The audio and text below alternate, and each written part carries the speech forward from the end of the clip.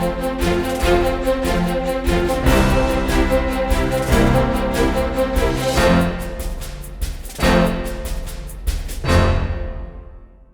मुद्दे की बात प्रोग्राम में आपका स्वागत है। मैं हूं अमृत उपाध्याय और आज इस कार्यक्रम में हम बात करने वाले हैं चीन और ताइवान के बीच जो इतना लंबा विवाद है उसकी टाइमलाइन क्या है। मैंने एक वीडियो बनाया था, इजराइल और फिलिस्तीन के बीच विवाद की पूरी टाइमलाइन बताई थी आपको और बहुत सारे मैसेजेस आए थे कि चीन और ताइवान के बारे में भी एक ऐसा ही वीडियो बना दीजिए, इसलिए मैं ये वीडियो बना रहा हूँ। होता यह है कि हम रैंडमली चीज़ों को पढ़ते हैं, खबरों को सुनते हैं, लेकिन जब तक एक पूरा ढांचा हमारे दिमाग में न बना हो तब तक कई सारे सवाल मन में उपजते हैं और रह जाते हैं इसी तरीके से, और रिटेन नहीं कर पाते हम खबर को। तो जब आप एक स्ट्रक्चर में टाइमलाइन को समझ लीजिएगा, मुझे पूरी उम्मीद है कि आप जो रैंडम खबरें आ रही हैं इस समय चीन और ताइवान को लेकर, उन खबरों को उसमें अडॉप्ट कर पाइएगा, समझ पाइएगा, रिटेन कर पाइएगा। ठीक है, चलिए आते हैं चीन और ताइवान पर। शुरुआत करते हैं सबसे पहले मैप से। चीन और ताइवान के बारे में बहुत ज़्यादा मैप पर बात नहीं करनी है क्योंकि मैप वाले प्रोग्राम में भी मैं करूँगा। ताइवान ये रहा एक छोटा सा कंट्री नहीं कह सकते क्योंकि वन चाइना पॉलिसी जो कि भारत मानता है उसके हिसाब से ये अलग कंट्री नहीं है, लेकिन ताइवान बेसिकली एक आइलैंड है जो कि ऑफिशियली चीन का ही एक पार्ट है और मेनलैंड चाइना ये है। इस तरफ ईस्ट चाइना सी है और इस तरफ साउथ चाइना सी है। ठीक है, ईस्ट चाइना सी और साउथ चाइना सी दोनों ही पैसिफिक ओशन के पार्ट हैं। ठीक है, और इंडो पैसिफिक में हमेशा बीच बीच में परेशानी आती रहती है। यहाँ पर ताइवान स्ट्रेट है जहाँ पर हमेशा क्राइसिस की स्थिति आती रहती है क्योंकि मेनलैंड चाइना से ताइवान पर मिसाइल वगैरह ड्रिल जिसको बोलता है चाइना, मिसाइल अटैक्स होते रहते हैं, इधर उधर दागे जाते हैं। चलिए शुरू करते हैं हम टाइमलाइन की, और सबसे पहले बात तो चाइना की करनी होगी। इस बात को समझिएगा कि इसमें तीन पार्टीज को ठीक से समझना है। एक तो चाइना, दूसरा ताइवान और तीसरा अमेरिका। ठीक है, चाइना का ऑफिशियल नाम है इस समय PRC, 1949 से ही है। PRC का मतलब हो गया people's republic of China. Taiwan का ऑफिशियल नाम है ROC, रिपब्लिक ऑफ चाइना, जो कि 1949 तक मेनलैंड चाइना में था, लेकिन 1949 के बाद ताइवान का आधिकारिक नाम है। और अमेरिका तो अमेरिका है ही। हम जहां भी बात करना होगा PRC को चाइना बोलेंगे और ROC को ताइवान बोलेंगे, जहां जरूरत होगी वहां दोनों का नाम लेंगे, PRC और ROC के रूप में। सबसे पहले बात करते हैं 1368 से शुरू करते हैं।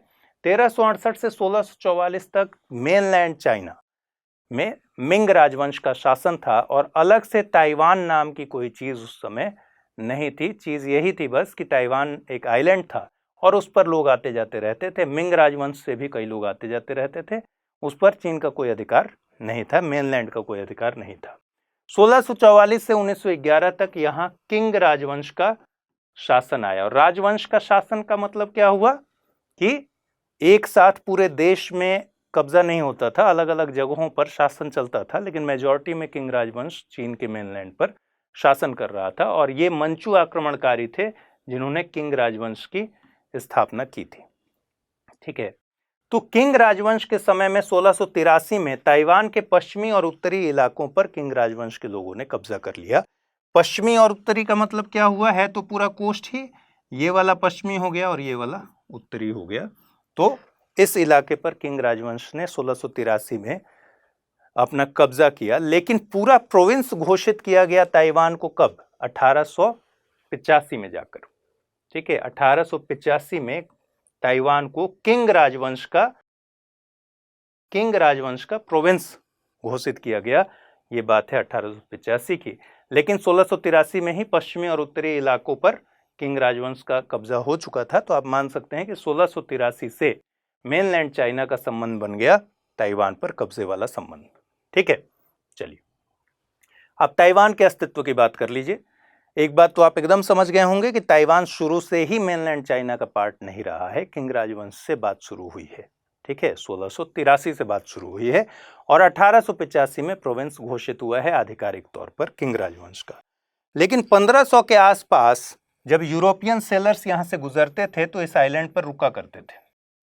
ठीक है, यूरोपियन सेलर्स हो गए, मर्चेंट हो गए, डकैत तक हो गए, ये सब यहाँ से जब गुजरते थे, समुद्री लुटेरों की कहानी तो खूब सुनी होगी आपने, ये सब गुजरते थे तो यहाँ रुकते थे ताइवान में। और ताइवान बहुत ही सुंदर आइलैंड था तो इसका नाम उन्होंने रख दिया फार्मोसा, ऐसा माना जाता है। ठीक है। फार्मोसा का मतलब होता है खूबसूरत, ब्यूटीफुल।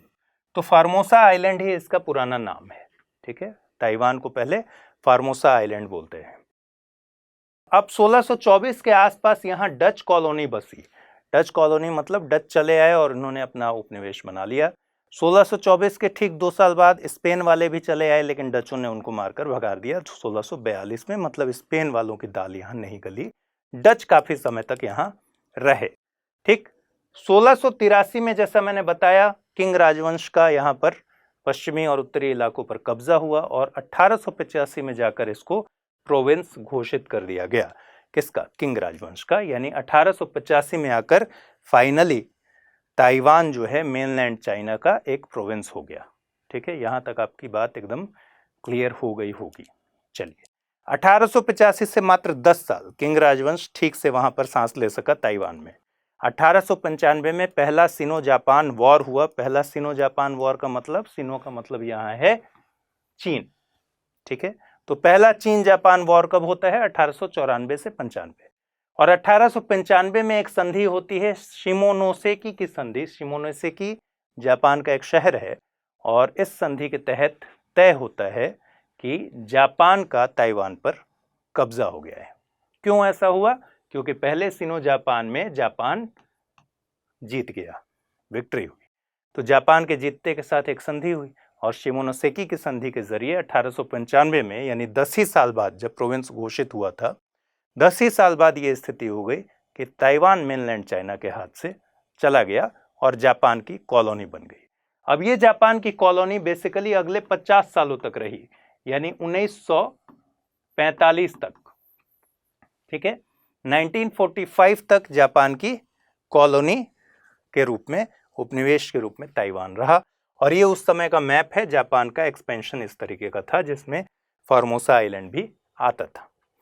चलिए, अब 1945 तक तो उपनिवेश जापान का ही हो गया ताइवान। तो सीधे आते हैं 1911 में।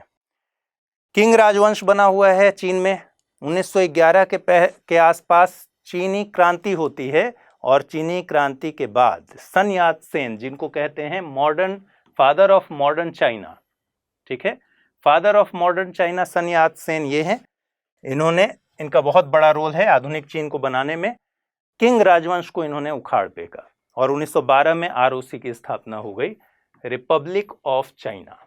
ठीक है, 1912 से ही रिपब्लिक ऑफ चाइना नाम आता है, जिसका योगदान किसका है? सन यात सेन का। और सन यात सेन की पार्टी का नाम क्या था? एक नेशनलिस्ट पार्टी थी, यानी राष्ट्रवादी पार्टी। और इस नेशनलिस्ट पार्टी का नाम था KMT, यानी कुओमिंतांग। ठीक, कुओमिंतांग पार्टी का शासन हो गया 1912 में। आरओसी की स्थापना हो गई 1912 में। ये कुओमिंतांग पार्टी जो है बेसिकली ज्यादा देर तक सन यात सेन खुद लीड नहीं कर पाए। 1913 में ही इनके जो आरओसी के जो मिलिट्री कमांडर था युआन शिकाई, इसके फेवर में इन्हें स्टेप डाउन होना पड़ा। यानी 1913 में ही इनको सत्ता से हाथ गंवाना पड़ा। फिर जाकर 1919 में ये फिर से सत्ता में आए, लेकिन ये बहुत छोटे छोटे माइन्यूट चीज़ों में नहीं जाएंगे। 1921 पर सीधे आते हैं, जब एक बहुत ही महत्वपूर्ण घटना हुई। सन यात सेन बहुत परेशान थे, अपने अंदर एकीकरण की कोशिश कर रहे थे, पार्टी को स्थिर करने की कोशिश कर रहे थे, वो मैनेजमेंट शायद हो नहीं पा रहा था। और उधर 1917 में रशियन क्रांति होती है। ठीक है, रशिया में क्रांति होती है। जो 1917 का रूसी क्रांति हुआ, इसके बाद माना जाता है कि 1921 में सन यात सेन ने रशिया से जो एक कम्युनिस्ट इंटरनेशनल नाम की संस्था थी, जो कि लेनिन की बनाई हुई संस्था थी, उससे लोगों को बुलाया और कहा कि मेरी पार्टी को भी थोड़ा सा रिस्ट्रक्चर करो। और 1921 में इन्हीं सब कोशिशों का नतीजा हुआ कि चाइनीज कम्युनिस्ट पार्टी का उद्भव हो गया चाइना में, CPC।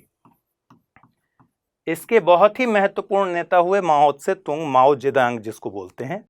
ठीक है, तो माओ और बाकी चेन और ली, 3 लोग इसके बहुत ही महत्वपूर्ण लीडर हुए, फाउंडर लीडर हुए, ली, चेन और माओ।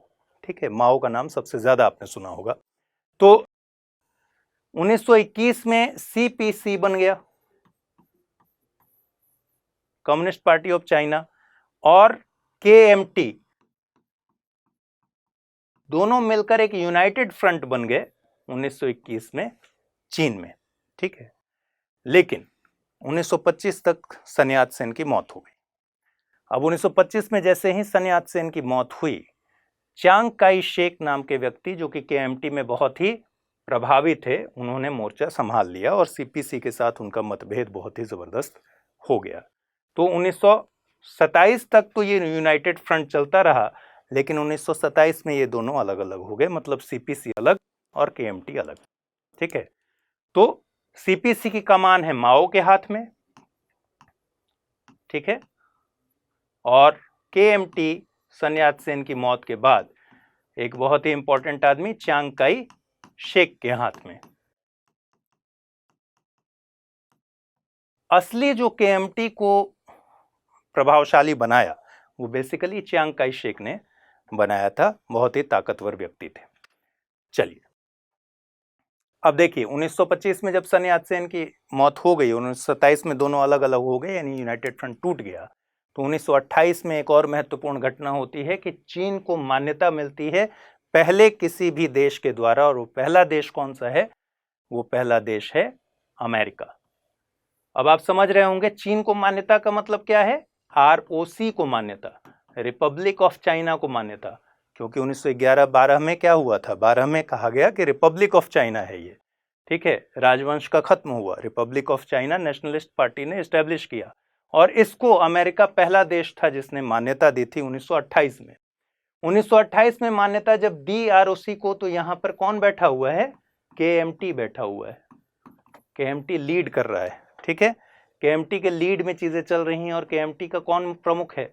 चांग काई शेक। यानी अभी तक माओ स्ट्रगल कर रहे हैं, माओ के हाथ में सत्ता नहीं आई है, चांग काई शेक के हाथ में सत्ता है। चांग काई शेक इस बात से बहुत परेशान थे कि जापान का कब्जा है ताइवान पर, फार्मोसा पर। वो चाहते थे कि यार फार्मोसा पर अपना कब्जा हो, मेनलैंड चाइना का कब्जा हो।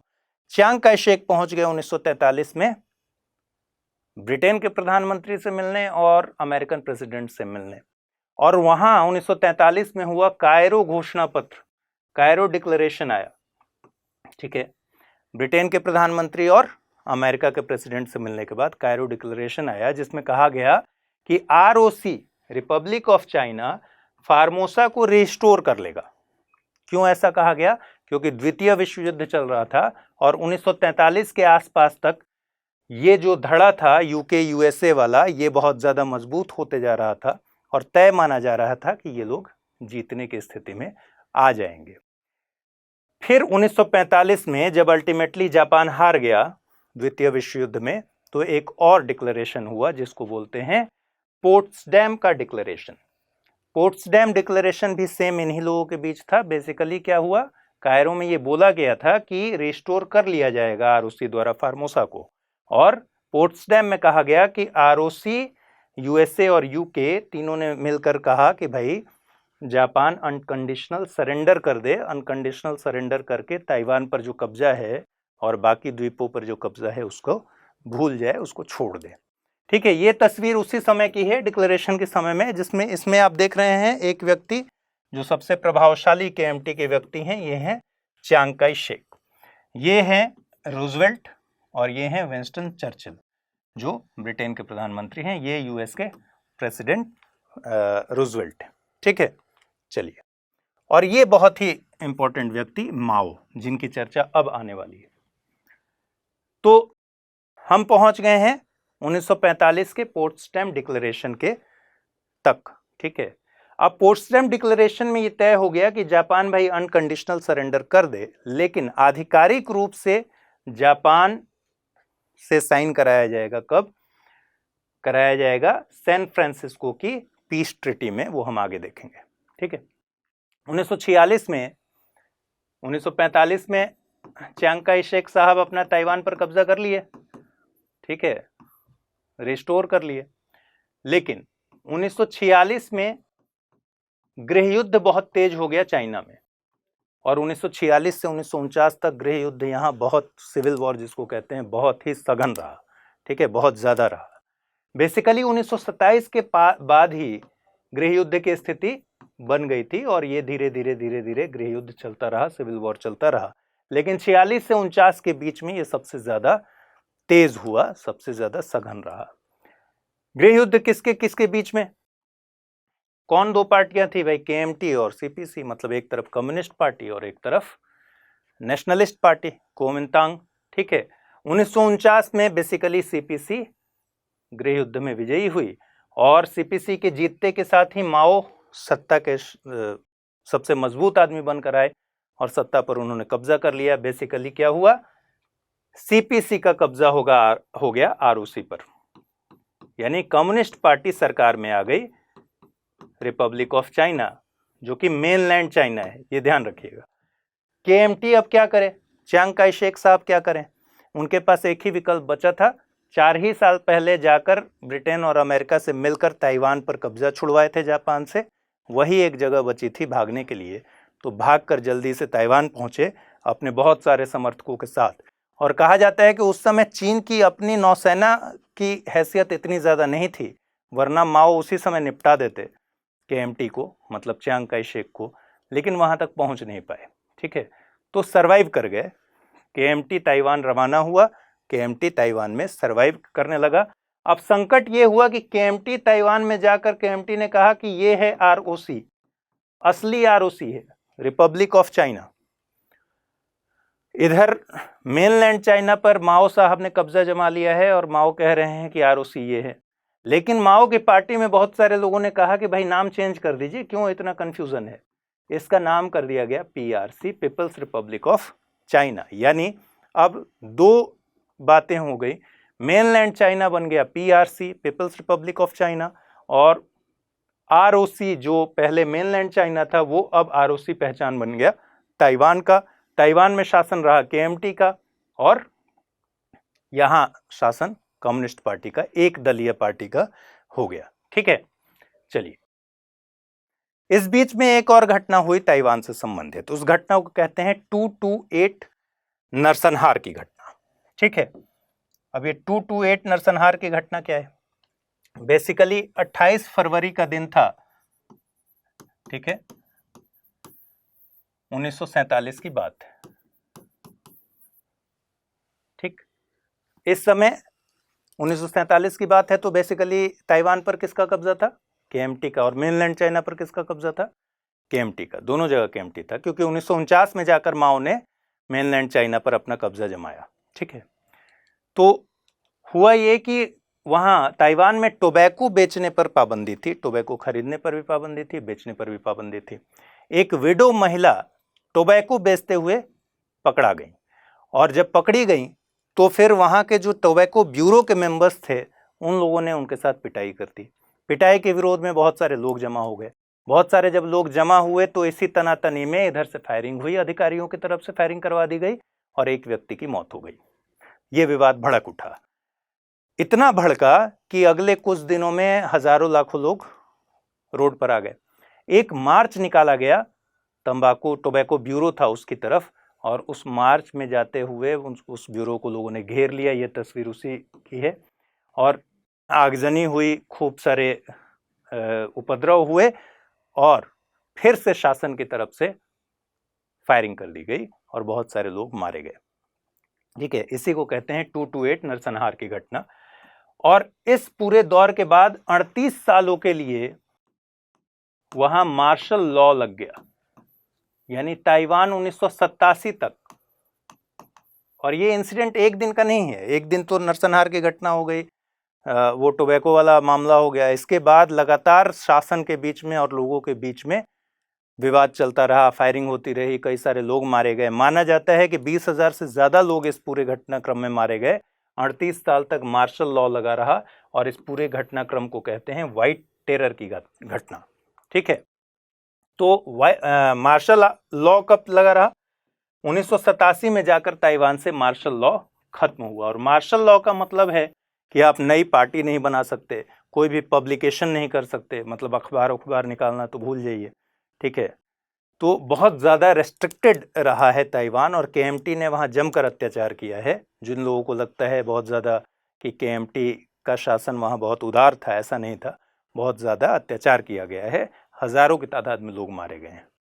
ठीक है, अब 1945 में जो डिक्लेरेशन हुआ था पोट्सडैम का, उसको आधिकारिक तौर पर 1951 में एक संधि हुई, सैन फ्रांसिस्को पीस ट्रीटी, जिसमें जापान और यूएन के बिहाफ में 48 देश ने साइन किया। मतलब एक तरफ जापान था, एक तरफ यूनाइटेड नेशंस के बिहाफ में 48 कंट्रीज थी।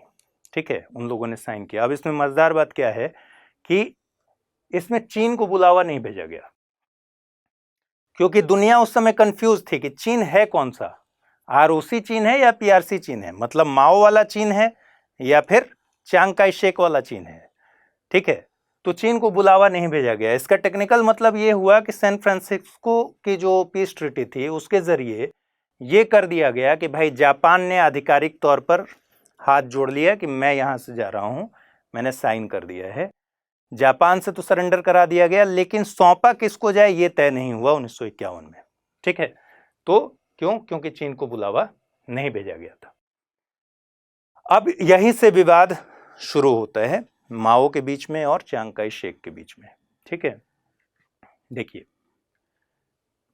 1954 में पहला ताइवान स्ट्रेट क्राइसिस हुआ। ताइवान स्ट्रेट जो ईस्ट चाइना सी और साउथ चाइना सी के बीच में है, जो मैंने दिखाया था आपको। क्राइसिस का मतलब यह है कि मेनलैंड चाइना जो कि चीन है, अब मैं इसको चीन कहूंगा, उसको ताइवान कहूंगा, चीन ने ताइवान पर अटैक किया जैसा अभी कर रहा है। ठीक है, तो यहाँ ताइवान स्ट्रेट डिस्टर्ब हुआ और अमेरिका ने इसमें बीच में इंटरवीन किया, अपने युद्धपोत भेजे और ताइवान को कहा कि भाई घबराओ मत, हम हैं। हुआ क्या था, किनमेन और मात्सू आइलैंड पर इसने चाइना ने अटैक किया था, माओ ने अटैक किया था।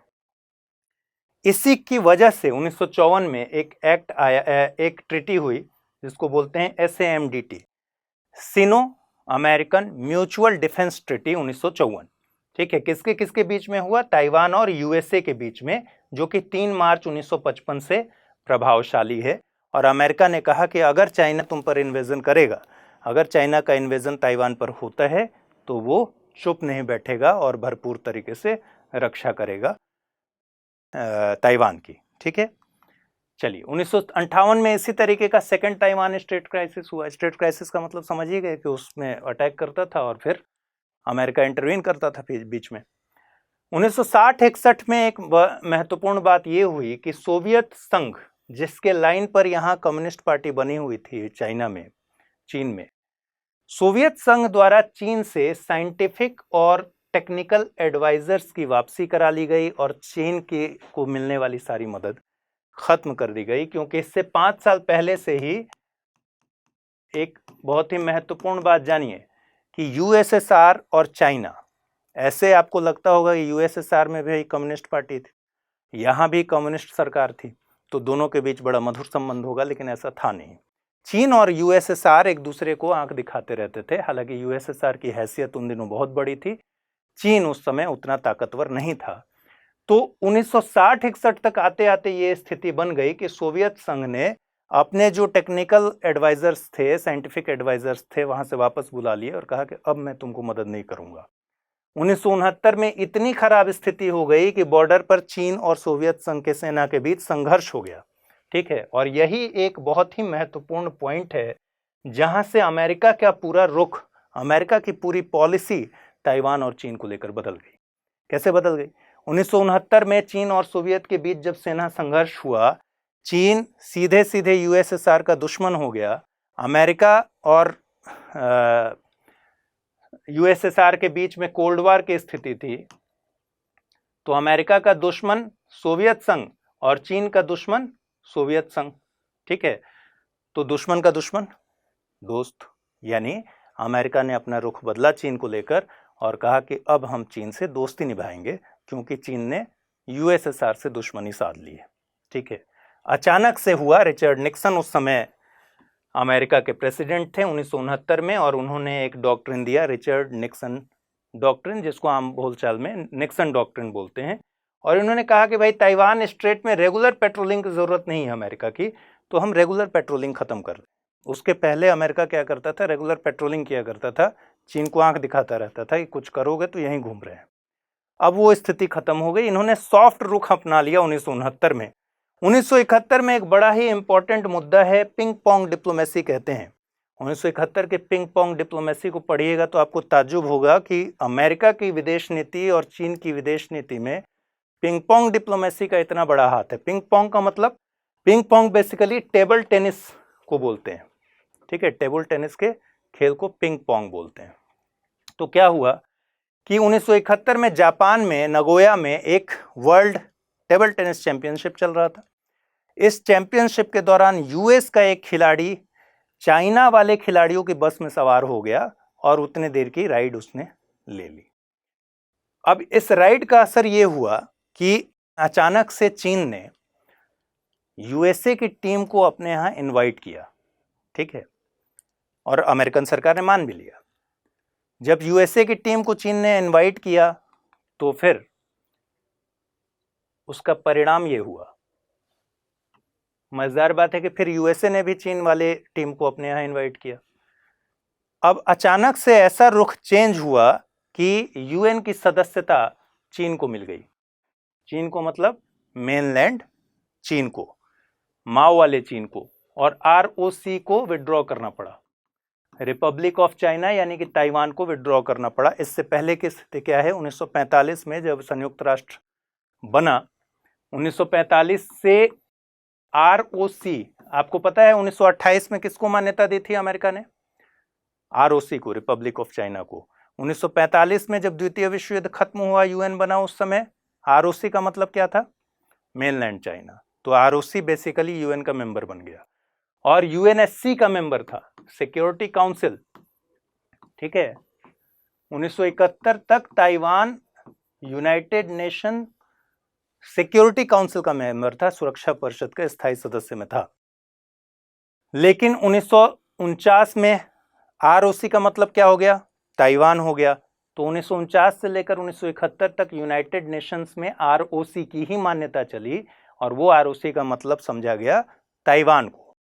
पिंग पोंग डिप्लोमेसी के बाद और रशिया और मतलब सोवियत संघ और चीन के बीच तनातनी के बाद अचानक से अमेरिका की डिप्लोमेसी चेंज हुई, अमेरिका की पॉलिसी चेंज हुई और 1971 में यूनाइटेड नेशंस में चीन की सदस्यता तय हो गई। यूनाइटेड नेशन सिक्योरिटी काउंसिल में चीन बैठ गया, ताइवान को बाहर कर दिया गया, ताइवान ने विड्रॉ कर लिया, ठीक है। ठीक एक साल बाद रिचर्ड निक्सन चीन की यात्रा पर चले गए, ठीक है, और शंघाई कम्युनिके यहां पर अनाउंस हुआ, तय हुआ कि भाई हम अब एक ही चाइना को मानेंगे और जो पीआरसी है, पीपल्स रिपब्लिक ऑफ चाइना, यही एकमात्र बॉडी है जिसको, एकमात्र देश है जिसको हम चाइना मानते हैं, ठीक है।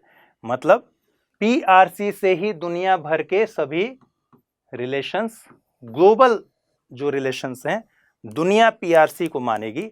चीन का मतलब पीआरसी हो गया। ये 1972 के रिचर्ड निक्सन की चीन यात्रा के बाद शंघाई कम्युनिके में तय हो गया, ठीक। 1974 निक्सन ने वाटरगेट स्कैंडल में निक्सन फंस गए और वाटरगेट स्कैंडल में निक्सन को देना पड़ा इस्तीफा। बेसिकली ये क्यों मैं बता रहा हूं कि 1971 में अमेरिका का रुख एकदम साफ है, अमेरिका के रुख की वजह से ही चीन को सदस्यता मिल गई यूएन की, आरओसी उसमें से बाहर हो गया, ठीक है। मतलब अब तक जिस अमेरिका का साथ आरओसी को मिला हुआ था, ताइवान को मिला हुआ था, अब 1969 के बाद उस अमेरिका का साथ बेसिकली चीन को मिल गया, ठीक है। 1972 में निक्सन चीन की यात्रा पर चले आए, ये एक बहुत बड़ी अपने आप की घटना थी। शंघाई कम्युनिके हुआ, उसमें तय हो गया कि भाई हम सिर्फ पीआरसी को मानेंगे और दुनिया सिर्फ पीआरसी को मानेगी, ये भी तय हो गया। लेकिन इसकी घोषणा 1979 में हुई। आधिकारिक रूप से इस पर जो घोषणा हुई वो हुई 1979 में। और इस डिले का कारण क्या था? इस डिले का कारण समझिए कि निक्सन वाटरगेट स्कैंडल में फंस गए और माओ की तबीयत इधर खराब हो गई और माओ 1976 में ही चल बसे। 1974 में इनकी तबीयत बहुत ज़्यादा खराब थी और 76 में माओ की मौत हो जाती है, ठीक है। 1978 में फिर जाकर डेंग कार्टर की पहल हुई और अग्रीमेंट पर साइन कि चीन एकमात्र देश है। ये जाकर कब हुआ? 1978 में हुआ। 1979 में अमेरिका में एक एक्ट आया जिसको ताइवान रिलेशंस एक्ट कहते हैं, जिसमें कहा गया कि ताइवान के लिए मिलिट्री सपोर्ट हमारा बने रहेगा, लेकिन हम मानेंगे किसको? पीआरसी को। ठीक है, तो ये पूरी तरह से रुख चेंज हो गया। 1979 तक बेसिकली जो सपोर्ट आधिकारिक तौर पर, क्योंकि 1979 में हुआ, तो जो सपोर्ट ताइवान के लिए था वो शिफ्ट हो गया 1979 में किधर? चीन की तरफ, और प्रैक्टिकली तो 1971 में ही हो गया था। चलिए, 1979 में ही एक घटना होती है जिसको बोलते हैं फार्मोसा इंसिडेंट। कहाँ होती है? फार्मोसा में होती है, ताइवान में होती है। 1979 में ताइवान में एक मैगजीन निकला, फार्मोसा मैगजीन। ठीक है, डिमांड की गई डेमोक्रेसी की और ह्यूमन राइट्स की मांग उठने लगी। सरकार किसकी थी? वही केएमटी की सरकार थी। तो केएमटी ने इसको दबाने के लिए पूरा जोर लगा दिया। 1979 में डेमोक्रेसी की मांग को लेकर, ह्यूमन राइट्स की मांग को लेकर जब शुरू हुआ मामला, उस समय यहाँ मार्शल लॉ चल रहा था, और मार्शल लॉ में रेस्ट्रिक्शंस लगे हुए थे, ना मैगजीन निकाल सकते थे, ना नई पार्टी बना सकते थे। इसी से लीड लेकर 1986 में एक पार्टी पनपी जिसको बोलते हैं डीपीपी, और डीपीपी का नाम क्या है? Democratic progressive party. इसी डीपीपी की अभी सरकार है ताइवान में। ठीक है, तो इसका जन्म कब हुआ? 1986 में। क्यों हुआ? 1979 के फार्मोसा इंसिडेंट के बाद धीरे धीरे डीपीपी के बनने की पृष्ठभूमि बनने लगी, और डेमोक्रेटिक प्रोग्रेसिव पार्टी की स्थापना हो जाती है 1986 में। 1987 में यहाँ से मार्शल लॉ खत्म हो जाता है, अपने मन से नहीं, इंटरनेशनल इंटरवीन जब होता है उसके बाद। ठीक है, कि 1987 में बहुत दबाव में आकर यहाँ से मार्शल लॉ खत्म किया जाता है। नई पॉलिटिकल पार्टी बनाने की छूट हो जाती है, इसके साथ ही और भी तमाम तरह के पब्लिकेशन करने की छूट हो जाती है, अखबार निकालने की छूट हो जाती है, ये सब होता है। यहाँ तक अमेरिका का संबंध चाइना से एकदम इतना सारा, आप समझ रहे हैं, अच्छा चल रहा है। चाइना अमेरिका एकदम भाई भाई चल रहे हैं। ठीक है, अभी चाइना अमेरिका भाई भाई चलने के बीच 1989 में एक घटना होती है चीन में, मेनलैंड चीन में, जिसको बोलते हैं टियानानमेन स्क्वायर की घटना। ठीक है, टियानानमेन। तो स्क्वायर की घटना में हुआ क्या? हुआ ये कि उस समय तक मेनलैंड चाइना में भी डेमोक्रेसी को लेकर आवाज़ उठने लगी थी, लोग बहुत ज़्यादा मुखर होने लगे थे, लोगों की भीड़ इकट्ठा होने लगी थी, ह्यूमन राइट्स की मांग होने लगी थी। सीपीसी के भीतर के ही जनरल सेक्रेटरी रहे एक व्यक्ति, हु जिनका नाम था, उन्होंने बगावत कर दिया था जब उनको हटा दिया गया, टर्मिनेट कर दिया गया। उन्होंने बहुत बड़ी जमात खड़ी कर दी और एक इंसिडेंट में उनकी मौत हो गई, कैजुअलिटी हो गई। इसके बाद ये पूरा मामला भड़क उठा। ठीक है, तो जब भड़का और स्क्वायर पर लोग जमा हुए, बहुत सारे स्टूडेंट्स जमा हुए, चाइना के तमाम यूनिवर्सिटीज़ के स्टूडेंट्स जमा हो गए और बहुत बड़ा प्रोटेस्ट हो गया। फिर फाइनली क्या हुआ? 200 से ऊपर लोगों की मौत हो गई। क्यों? गोलीबारी हो गई सरकार की तरफ से। और इस घटना को, इस नरसंहार को कहते हैं तियाननमेन स्क्वायर की घटना। 1989 में यहीं पर अमेरिका ने तुरंत चाइना पर सैंक्शन लगा दिया। ठीक है, यूएसए का सैंक्शन, मतलब अच्छा खासा चल रहा था, दुनिया भर ने लगाए, अमेरिका ने भी सैंक्शन लगा दिया। ठीक है, प्रतिबंध लगा दिए। चाइना और अमेरिका का रिलेशन फिर से 1989 में गड़बड़ हो गया। 1995 में ताइवान के राष्ट्रपति ली तेंग हुई की अमेरिका यात्रा हुई और क्लिंटन से इन्होंने जाकर मुलाकात की। 89 से मामला गड़बड़ हो ही रहा था। 95 में ताइवान के राष्ट्रपति बेसिकली अब कोई डिप्लोमेटिक यात्रा पर तो जा नहीं सकते थे, क्योंकि वन चाइना पॉलिसी को अमेरिका मानता है और मानता है कि ये अलग राष्ट्र नहीं है। ठीक है, लेकिन इनको किसी तरीके से वीज़ा दिलवाया गया कि आप आइए ऐसे घूमने, बात करने, और क्लिंटन ने मुलाकात कर ली। अमेरिका की, चाइना की त्योरियां इस पर चढ़ गई।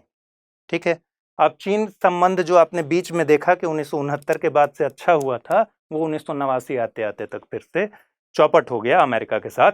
और 1996 में ताइवान में पहला प्रेसिडेंशियल इलेक्शन का आयोजन हुआ। तो पहला डायरेक्ट प्रेसिडेंशियल इलेक्शन कब होता है ताइवान में? 1996 में। ठीक है, और डेमोक्रेसी के लिए एक dedicated party, democratic progressive party की स्थापना कब होती है? 1986 में। इसका मतलब ये समझिए कि ताइवान में शुरू से डेमोक्रेसी नहीं थी। ठीक है, ये भी एक धीरे धीरे इवॉल्व हुआ। ठीक है, अब 1996 में जब पहला प्रेसिडेंशियल इलेक्शन का आयोजन हुआ, चाइना ने फिर हरकत की, फिर तनाव बढ़ा, फिर उसने अपने अटैक किए। ठीक है, मिसाइल दागे, जो भी करना था किया। 2000 में पहली बार ताइवान में सत्ता बदली, मतलब सत्ता से KMT बाय बाय हुआ। इस बीच ताइवान में खूब सुधारवादी आंदोलन चले, मांग हुई कि सुधार कीजिए, रिफॉर्म्स ले आइए KMT में। फाइनली 2000 में पहली बार DPP की जीत हुई, डेमोक्रेटिक प्रोग्रेसिव पार्टी की जीत हुई, और KMT का शासन खत्म हुआ। कब से चल रहा था? 1949 से लेकर अभी तक ताइवान में KMT का शासन चल रहा था। 2000 में जाकर फाइनली KMT सत्ता से बाहर हुई। 2002 में एक इंपॉर्टेंट घटना हुई कि ताइवान को WTO का मेंबर बनाया गया। अब आप सोच रहे होंगे कि जब वन चाइना पॉलिसी है, एक ही चाइना है, तो चीन भी मेंबर रहेगा, ताइवान भी मेंबर रहेगा। बेसिकली ये कहा गया कि ताइवान, हांगकांग और ये जो चीन है, इन सबको डिफरेंट इकोनॉमीज मानिए, ना कि डिफरेंट कंट्रीज। ठीक है, इस वजह से बहुत सारे एपेक में भी मेंबरशिप है ताइवान का, और बाकी कई जगहों पर भी मेंबरशिप है। 2008 से 2016 में फिर से KMT की जीत हो गई। ठीक है, लेकिन 2016 में DPP मेजॉरिटी से जीत गई और त्साई इंग वेन यहां राष्ट्रपति बन गई, जो अभी भी 2020 में जीतकर त्साई राष्ट्रपति हैं। और DPP ने अपने घोषणा पत्र में कहा था कि हम आजाद मुल्क हैं, स्वतंत्र राष्ट्र हैं, हम चीन के अंडर में चीन का अभिन्न अंग होना हरगिज स्वीकार नहीं करते हैं। इसलिए इतनी तनातनी अभी चल रही है, क्योंकि DPP की सरकार जीती हुई है। ताइवान लगातार आंख दिखा रहा है, अमेरिका लगातार उसके लिए मदद के लिए आगे आ रहा है, और अभी के इक्वेशन पर, अभी के करंट सिचुएशन पर इस वीडियो में बात नहीं करते हैं। मुझे उम्मीद है कि इस पूरे टाइमलाइन को समझने के बाद आप अब जब खबरें पढ़ेंगे तो आप समझ पाएंगे कि उन खबरों को कहाँ प्लेस करना है, उनका रिटेंशन अच्छा होगा। उम्मीद है आपको इस वीडियो से अच्छी मदद मिलेगी अपनी तैयारी के लिए। फिलहाल इस वीडियो में इतना ही। मुद्दे की बात के किसी और एपिसोड में फिर आपसे मुलाकात होगी। ख्याल रखिए, ठीक से पढ़ाई कीजिए। नमस्कार।